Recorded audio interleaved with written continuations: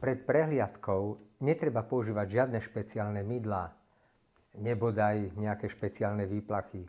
Úplne stačí čistá voda a sprcha.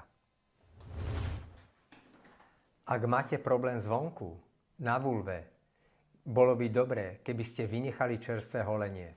Pretože toto nám môže podražiť len pokožku a nám tým sťažiť hodnotenie nálezu. Deň pred vyšetrením doporučujem vynechať pohlavný styk. My totižto potrebujeme vyšetriť vás a nie kombináciu vás a vášho partnera. Ženské pohlavné orgány nie sú pre nás tabu.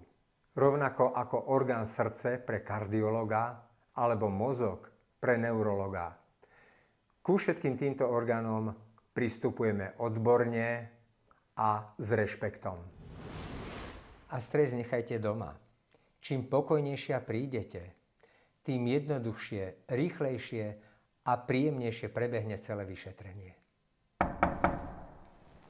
Milé dámy, negooglite prosím pred vyšetrením a už vôbec neprichádzajte za nami s diagnózou, ale naopak, pripravte si správne pomenované ťažkosti. Pýtajte sa a príďte k nám. Na to sme tu.